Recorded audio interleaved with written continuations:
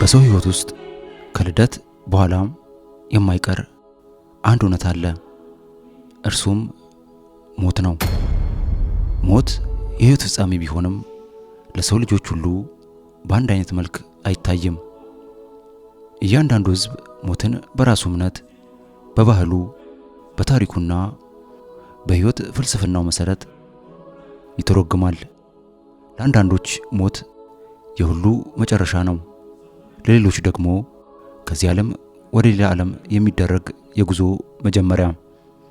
ሰላም ጤና ይስጥልን የተከበራችሁ የገዲኦ ቴሌቪዥን ተመልካቾቻችን፣ ባለፈው ሳምንት ቃል እንደገባ ነው የገዲኦ ባህላዊ የለቅሶ ስርዓት ምን እንደሚመስል ከጭንገፋ እስከ ሽምግልና ሞት ድረስ ያለውን እንዳስሳለን። እስከ ፕሮግራማችን ማብቂያ ድረስ አብራችሁን ትሆኑ ዘንድ በአክብሮት ጋበዝን።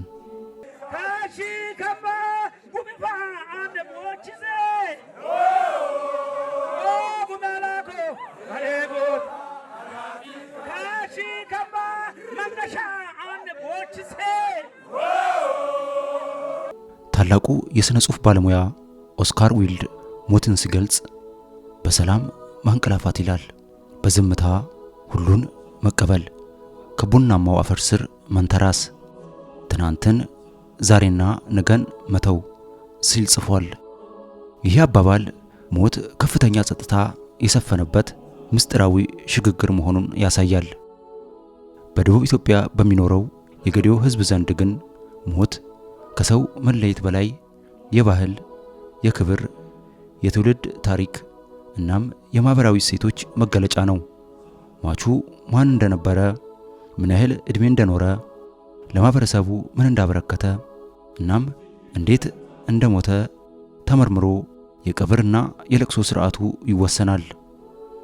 ከጉፎ ተብሎ ከሚጠራው የጽንስ መጨንገፍ ጀምሮ እስከ ሉመዳ ተብሎ የሚገለጸው የእድሜ ጠገብ ሽማግሌ ሞት ድረስ በገዲኦ ባህል ሞት በተለያዩ መጠሪያዎችና በልዩ ልዩ ስርዓቶች ይታወቃል። ይህ ዶክመንተሪም የገዲኦ ህዝብ ሞትን እንዴት እንደሚረዳ፣ ሐዘንን እንዴት እንደሚገልጽ እናም የሟች ታሪክን በሙሾ በስርዓትና በትውልድ ማስተላለፍ እንዴት እንደምታይ ይዳስሳል። ምክንያቱም በገዲኦ ባህል ሰው ሲሞት ስሙ አይሞትም፣ ታሪኩም አይጠፋም። ሙሾም ከትውልድ ወደ ትውልድ ተሸጋግሮ ይኖራል።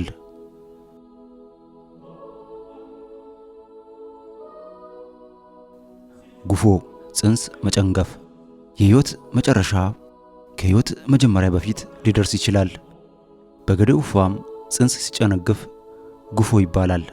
ይህ ክስተት በዝምታ ይያዛል። የለቅሶ ስርዓት አይኖረውም። ብዙ ጊዜም የሚያውቁት ባልና ሚስት ብቻ ናቸው፣ ወይም የቅርብ ቤተሰቦች። በአና ሹታ የህፃናት ሞት። ህፃናት በገዲኦ ባህል በአ ወይም ሹታ ተብለው ይጠራሉ። አኖ ባኤን ማለት ህፃኑ ጠፍቷል ማለት ነው። በተለይም የመጀመሪያ ጸጉር መላጨት ያልተደረገለት ጨቅላ ሲሞት ሹታ ይባላል። በገዲኦ ባህል ስም በመጀመሪያ የጸጉር መላጨት ጊዜ ይሰጣል። ስለዚህም ስም ሳይወጣለት መሞቱ ልዩ ትርጉም አለው። የነዚህ ህፃናት ቀብር እንደ ትልቅ ሰው አይደለም። ጉድጓድ አይቆፈርላቸውም። አስክሬናቸውም በዋሻ መሳይ ቦታ ወይም በቁጥቋጦ ውስጥ ይቀመጣል። ብዙ ቦታ አይሰጠውም። ሞት እርግጥ እኩል ነው። ቅድም እንዳልኩኝ የሞት አንገፋ የለውም። ደረሰበት ማስቀበሪያም ሆነ ሌላ ነገር ብዙ እንትንም የሚባለው ነገር የለም። የሰማ ሮጦ ይመጣል፣ ስርዓቱ ይፈጽማሉ። እንደ አዋቂ 3-4 ቀን የቆይታ ጊዜ የለውም። ቆሻሻ ብለው እንግዲህ በሁለተኛ ቀን ጠርጎ ሰላም የእግዚአብሔርን ሰላም ይመኛሉ። ቤትን ግቢውን ሰላም ያደርጋሉ።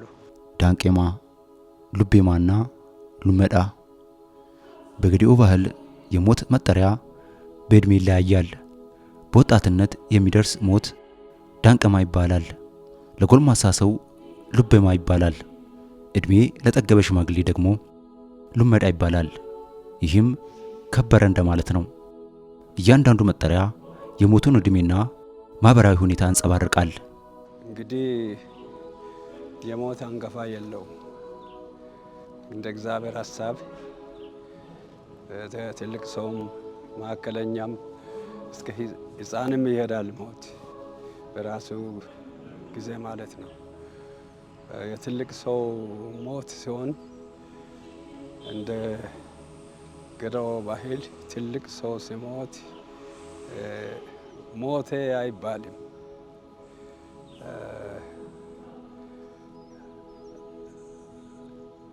እረፍት አድርጓል፣ አርፏል ብለው ነው መናገሩትና ከብሯል።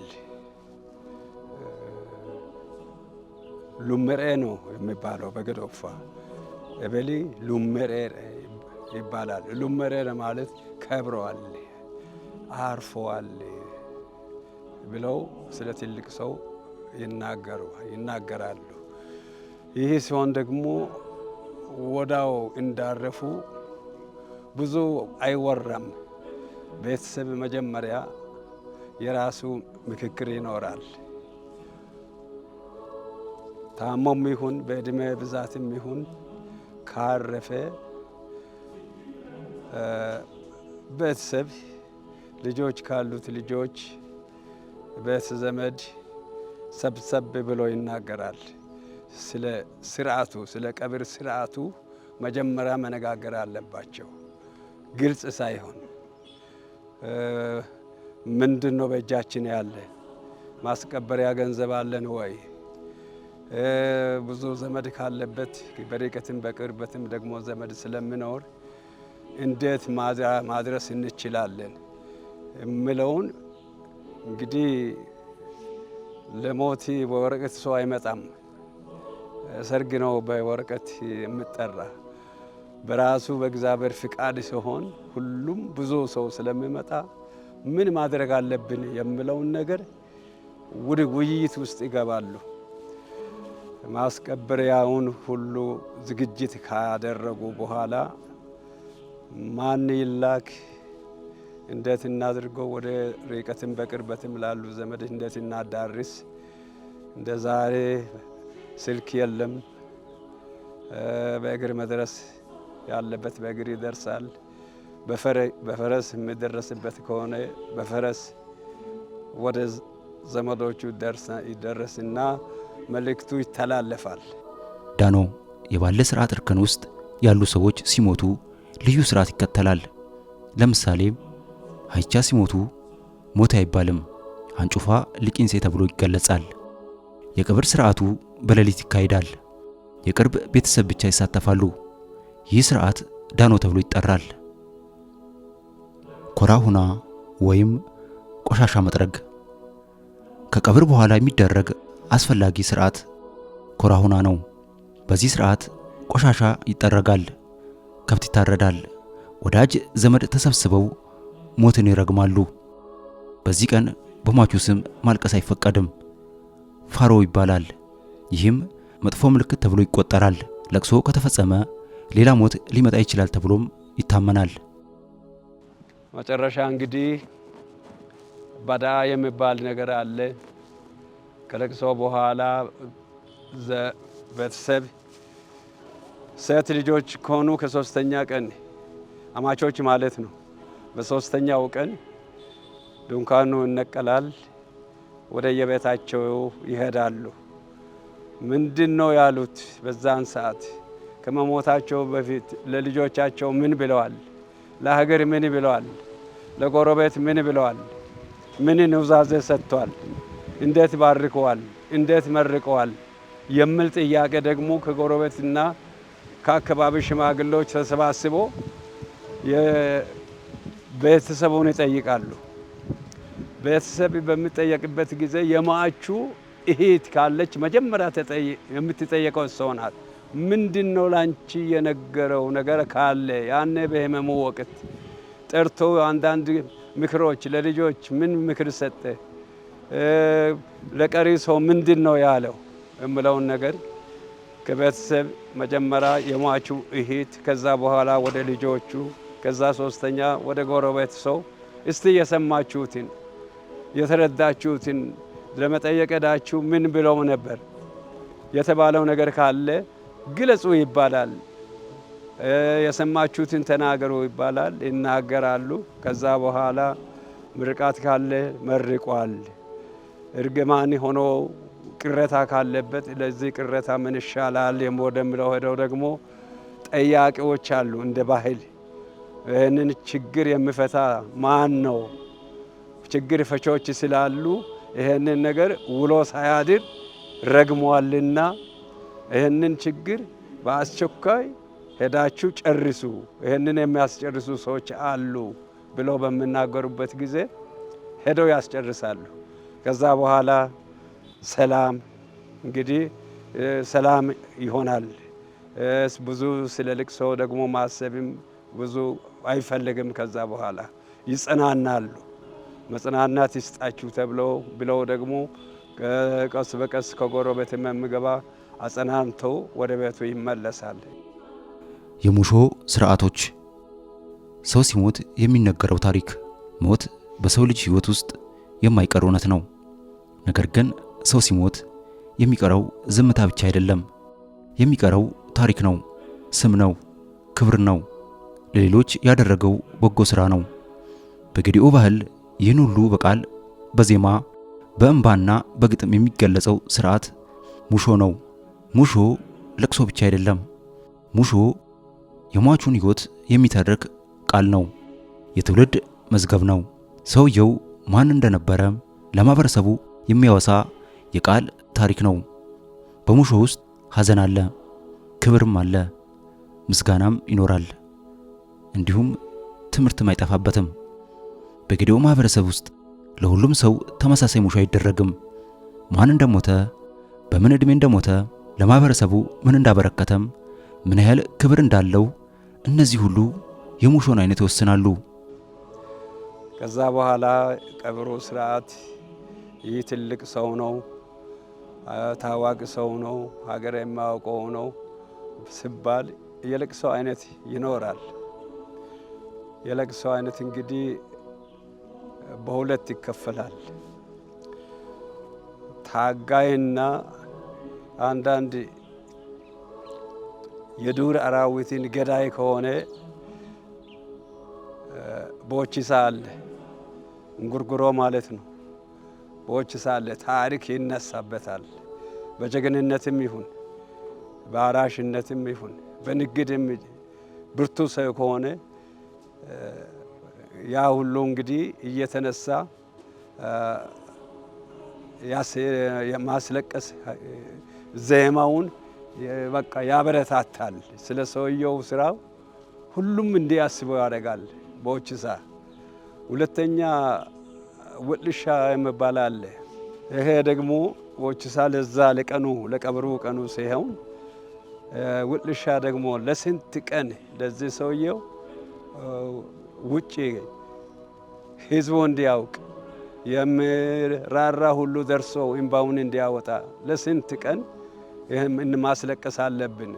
በከበሮ ልክ አሁን በመሳሪያ እንደምታጀበው አይነት በዛ መልክ ለአንድ ለሶስት አራት ቀን ውጪ በቃ ከቀኑ 8 ሰዓት እስከ 11 12 ፕሮግራም ይሰጣል።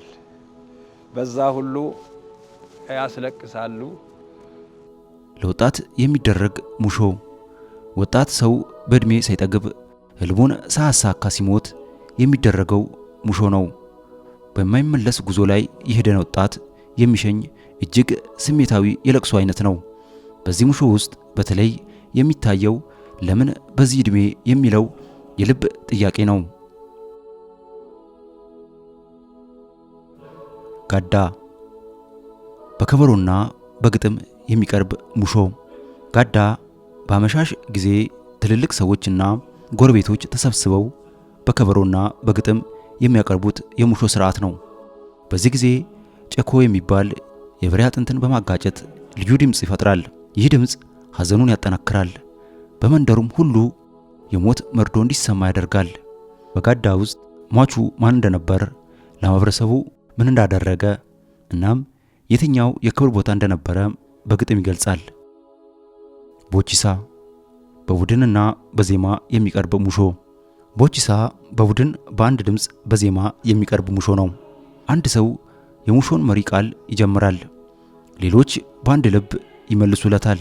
ይህ የቡድን ድምፅ ሐዘኑ የአንድ ቤተሰብ ብቻ ሳይሆን የማህበረሰቡ መሆኑን ያሳያል።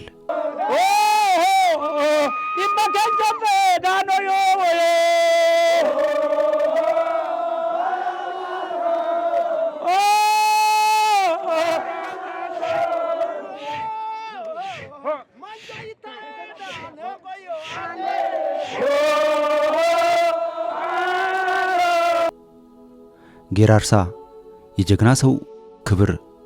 ጌራርሳ ለጀግና ሰው የሚደረግ የክብር ሙሾ ነው። በዚህ ሙሾ ውስጥ የሟቹ ጀግንነት፣ ጥበብ፣ አመራርና ለሕዝቡ ያበረከተው አስተዋጽኦ በኩራት ይነገራል። እንባና ክብር በአንድ ጊዜ የሚገናኙበት ሙሾ ነው። ጌራርሳ መዶ የትውልድ ታሪክ በቃል ሲተረክ። መዶ የሟቹን ነገድ የዘር ሐረግና የትውልድ ታሪክ የሚያስታውስ ስርዓት ነው። ሰውየው ከማን እንደተወለደ፣ የትኛው ጎሳ እንደሆነ፣ አባቶቹ ምን ያህል ክብር እንደነበራቸው በተከታታይ ይነገራል። ይህ ሙሾ ሰው ሲሞትም ከትውልዱ እንደማይቆረጥ ያሳያል።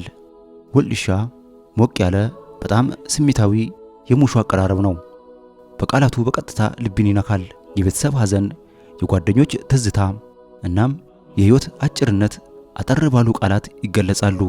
ሙሾ የሞት ላይ የሚነበብ የህይወት መጽሐፍ ነው። በጌዲዮ ባህል ሙሾ ማለት ዝም ብሎ ማልቀስ አይደለም። ሙሾ የሟቹን ህይወት ለማንበብ የሚጠቅም የቃል መጽሐፍ ነው። አንድ ሰው ምን አይነት ህይወት እንደኖረ፣ ለሰዎች ምን እንዳደረገ፣ በልቦች ውስጥ ምን ያህል ቦታ እንዳለው በሙሾ ይገለጻል። ሰው ከዚህ ዓለም ሲለይ ሙሾ የሚናገረው አንድ ነገር አለ። ሰው ይሞታል፣ ነገር ግን ስሙ አይሞትም፣ ታሪኩ አይጠፋም። ድምፁ በሙሾ ውስጥ ለዘላለም ይኖራል።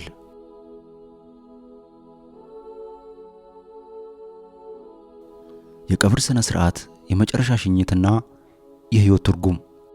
በጌዲዮ ባህል ሰው ሲሞት የሚደረገው ስርዓት በአስክሬን መቀበር ብቻ አይገደብም። ቀብር የመጨረሻ ሽኝት ነው። በህይወት ያሳለፈውን ጉዞ በክብር ለመዝጋት የሚደረግ ስርዓት ነው። በዚህ ስርዓት እያንዳንዱ ዝርዝር ትርጉም አለው። አቅጣጫው፣ የሚቀመጡ ምልክቶች፣ የሚነገሩ ቃላት እናም የሚደረጉ ጥንቃቄዎች ሁሉ በባህላዊ እምነት የተመሰረቱ ናቸው። የመቃብር አቅጣጫ ከምስራቅ ወደ ምዕራብ። በጌዲዮ ባህል ሟቹ በመቃብሩ ውስጥ ሲቀመጥ ራሱ ወደ ምስራቅ፣ እግሩ ደግሞ ወደ ምዕራብ ይደረጋል። ይህ ቀላል የአቀማመጥ ልማዶች አይደለም፣ ጥልቅ ትርጉም አለው። ምስራቅ የፀሐይ መውጫ ነው፣ የብርሃን የተስፋና የአዲስ መጀመሪያ ምልክት። ምዕራብ ደግሞ የፀሐይ መግቢያ ነው፣ የቀኑ መጨረሻን እንደሚያመለክት ሁሉ የህይወትን ፍጻሜም ይወክላል። ስለዚህ ይህ አቀማመጥ ሰው ህይወቱን ቢጨርስም ተስፋ እንዳለ የሚገልጽ ምልክት ነው።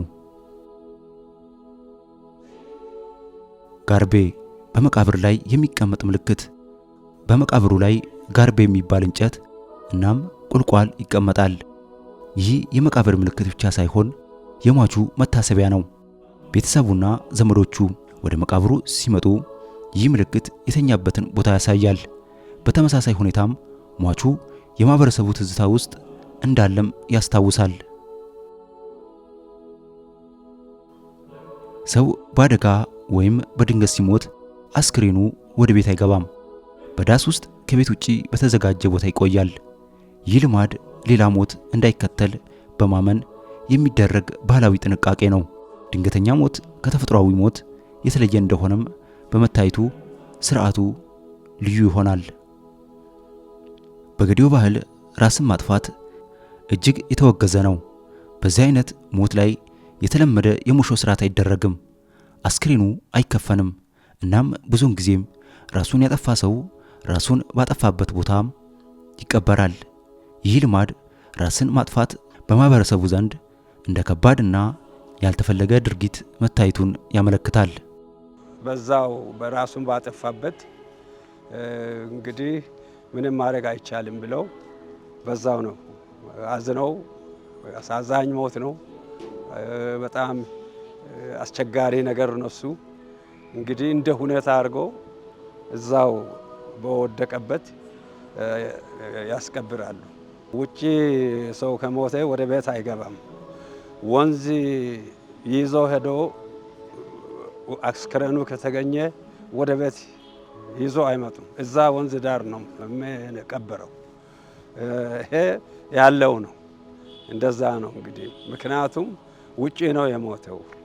ሬሳውን ወደ ቤት ለማስገባት ፈቃደኞች እንደ ባህል አይሆኑም። በገዲኦ ባህል ቀብር ማለት ሰውን በአፈር መሸፈን ብቻ አይደለም፣ የህይወቱን ጉዞ በክብር መዝጋት ነው። ከቤተሰቡና ከማህበረሰቡ የመጨረሻ ሰላምታ ነው። ራሱ ወደ ምስራቅ ሲዞር ተስፋ ይገለጻል። ጋርቤ ሲቀመጥ ትዝታ ይቀራል። በልዩ ሁኔታ ሲቀበር የባህሉ እምነት ይጠበቃል።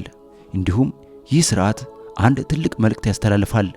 ሰው ከዓለም ቢለይም ክብሩ አይቀበርም፣ ትዝታው በልብ ውስጥ ይቀጥላል። በገዲኦ ባህል ሞት የህይወት መጨረሻ ብቻም አይደለም፣ የሰው ታሪክ የሚነበብበት፣ ክብሩ የሚጠበቅበት፣ ከትውልዱ ጋር ያለው ትስስር የሚረጋገጥበት ጥልቅ ማህበራዊና መንፈሳዊ ስርዓት ነው። ከግፎ ጀምሮ እስከ ሉመዳም ያሉት የሞት መጠሪያዎች በገዲኦ ህዝብ ዘንድ ህይወት በየእድሜውና በየደረጃው እንዴት እንደሚታይ ያሳያል። ጽንስ ሲጨነግፍ የሚሰጠው ዝምታም፣ ሕፃናት ሲሞቱ የሚከተለው ልዩ ስርዓት፣ ወጣት ሲሞት የሚሰማው ከባድ ሐዘን፣ ሽማግሌ ሲሞት የሚደረገው የክብር ሽኝት፣ እነዚህ ሁሉ ማህበረሰቡ ለህይወትና ለሞት ያለውን ጥልቅ አመለካከት ያንጸባርቃሉ። ሙሾችም የሐዘን መግለጫዎች ብቻ አይደሉም። ውልኢሻ፣ ጋዳ፣ ቦቺሳ፣ ጌራርሳ፣ መዶ እና ሌሎች የሙሾ ስርዓቶች በሚባሉ የቃል ስርዓቶች ውስጥ የሟቹ ህይወት፣ ዘር ሐረግ፣ ጀግንነት፣ በጎ ስራና በሰዎች ልብ ውስጥ ያለው ቦታ በግጥምና በዜማ ይተረካል። በዚህ ሁኔታም ሙሾ የሞት ላይ የሚነበብ የህይወት መጽሐፍ ይሆናል። የመቃብር ስርዓቶችም እንዲሁ በጥልቀት ትርጉም የተሞሉ ናቸው። ሟቹ ራሱ ወደ ምስራቅ መቀመጡ ብርሃንንና ተስፋን ይወክላል። ጋርቤ የትዝታ ምልክት ሆኖ ይቀጥላል። ኮራሁና ከሐዘን ወደ መጨረሻ ህይወት የሚደረግ ሽግግርን ያመለክታል። እንዲሁም የድንገተኛ ሞት ወይም የማሳ ስርዓቶች ማህበረሰቡ ለአንዳንድ ሞቶች የሚሰጠው ልዩ አመለካከትን ያሳያል። በአጠቃላይ የገዲኦ ህዝብ ሞትን እንደ መጨረሻ ሳይሆን እንደ ሽግግር ይመለከታል። ሰው ከህይወት መድረክ ሲወርድም በቃል በሙሾው በትዝታና በትውልድ ታሪክ ውስጥ መኖሩን ይቀጥላል። ሰውነቱ በአፈር ይመለሳል፣ ነገር ግን ስሙ በአፍ ይኖራል። ታሪኩ በልብ ይቀመጣል፣ ስራውም በትውልድ ይቀጥላል። ስለዚህ በገዲኦ ባህል ሞት የሰውን አካል ከዓለም ሊያስወግድ ይችላል፣ ነገር ግን ስሙን ማጥፋት አይችልም። ታሪኩን መሰረዝ አይችልም። ክብሩን መቀነስ አይችልም። ሰው ይሞታል፣ ነገር ግን ስሙ አይሞትም። ታሪኩ አይጠፋም። ሙሾው በትውልድ አፍ ለዘላለም ይቀጥላል። የተከበራችሁ የገዲኦ ቴሌቪዥን ተመልካቾቻችን ለዛሬ ያሰናዳነው ፕሮግራም ይህንን ይመስል ነበር። ሳምንት በሌላ ርዕስ በሌላ ሐሳብና ዝግጅት እስክንገናኝ ድረስ ከቀሪ የገዲኦ ቴሌቪዥን ፕሮግራሞች ጋር ቆይታ እንድታደርጉ እየጋበዝኩ እኔ ከወዲሁ ተሰናበትኩ። ቸር ያቆየን።